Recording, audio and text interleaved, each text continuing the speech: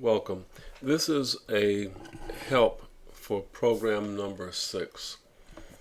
In this program, we are making decisions, which means that we're using constructs such as an if statement, if-else statement. The problem does not lend itself to using a switch. The next assignment will.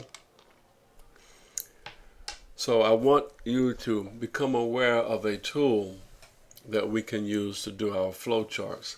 In class, we spent time doing a flowchart, and there is a tool that you can download onto your PCs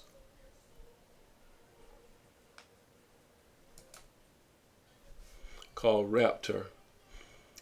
And it has a lot of interesting features that I will not share with you now, but we will see in the small demonstration I'm getting ready to do. So you can download this. This tool is not available for the Macs, but a copy of this tool is available on all the PCs in the lab. You will find it very worthwhile to get to use this particular tool. So I have installed it on my computer so I can show you what it feels like to use. Oops, put it back. So let's take a quick. Oh man,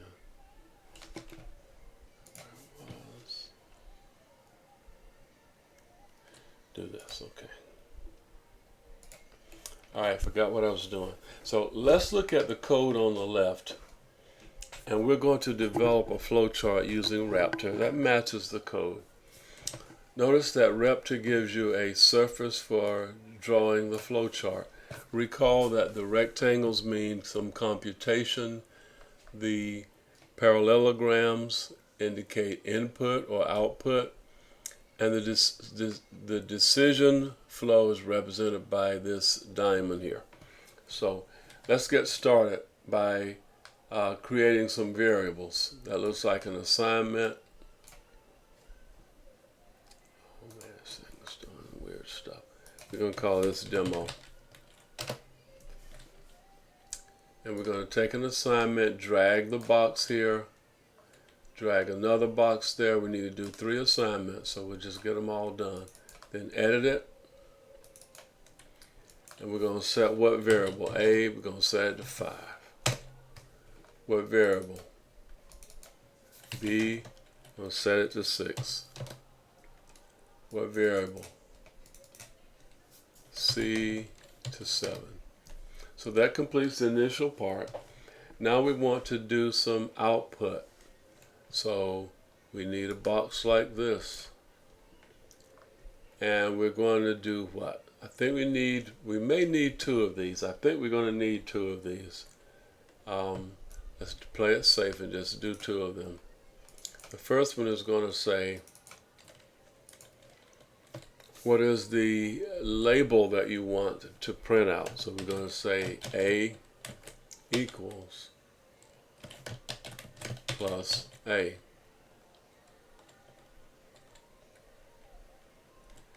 And it's going to be that. And now we're going to say, for the second output, we're going to say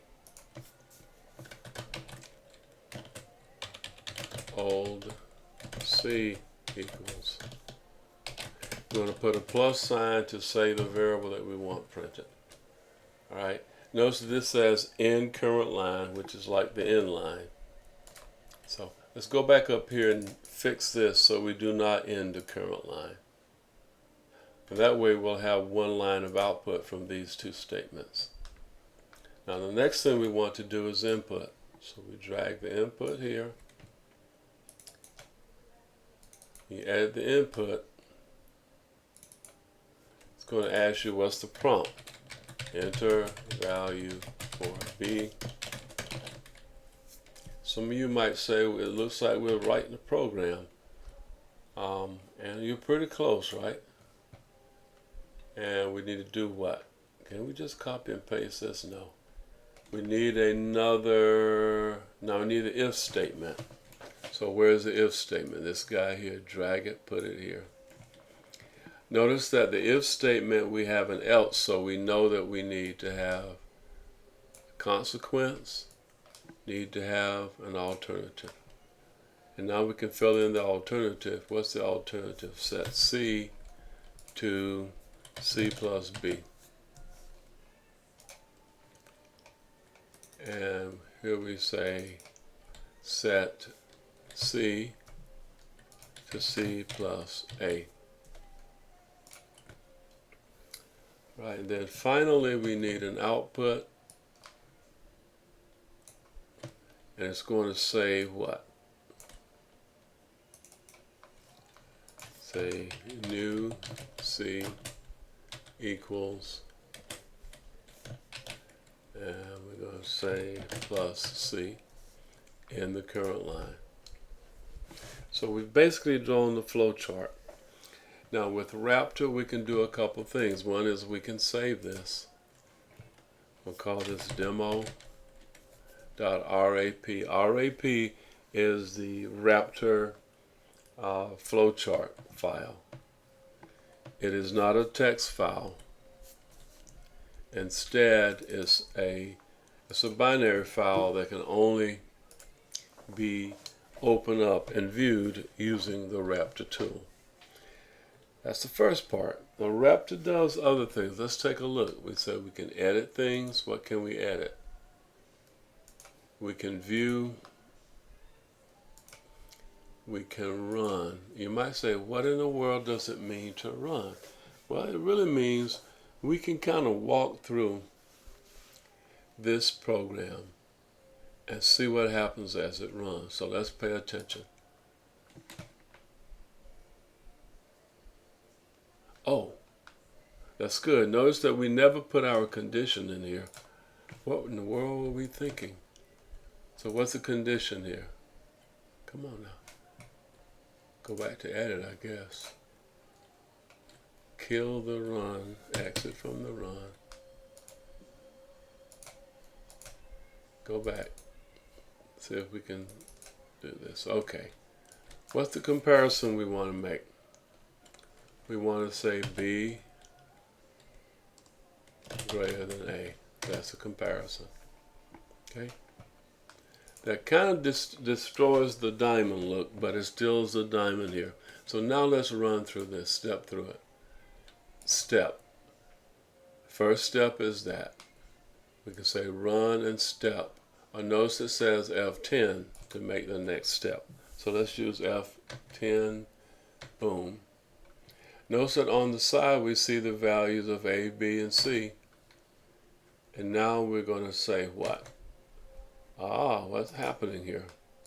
What you see happening is we have a console, which is like your screen, and we see the value A equals 5 being printed. If we step again,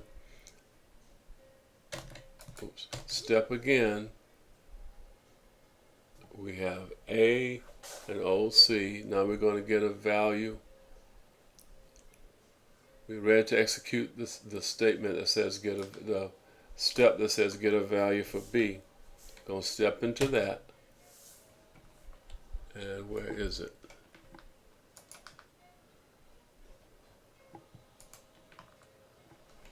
F10.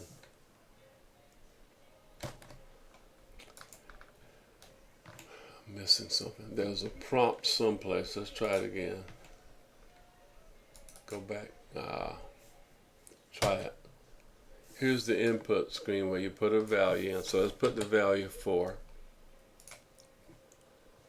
And now we're ready to execute the next step. It's going to follow this path. Because B, we got a value of B is 4. Is it greater than the value of A, which was a 5? No. So we're doing this. We're changing the value of C. Now it becomes 11. And now we're going to output the new value. So this flowchart is not just a picture. It has the ability to follow the algorithm that you have written to see that it's producing the right result. And that's a big benefit of using Raptor. You probably for small programs that are not complicated, you can use this to test out your algorithm before you write the code. All right, with that, I'm going to stop and encourage you to go ahead and use this tool because later on, for certain kinds of problems, it makes things a lot easier to use. So we're going to go ahead and save. Okay, yes, probably need to kick out of this. So we're going to say, go back here. How'd I kill the run? So you can also run to completion. Where's the input? Also run to completion.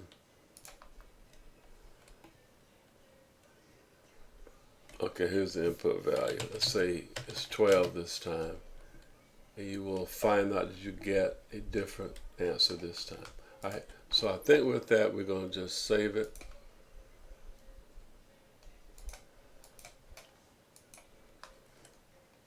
Demo.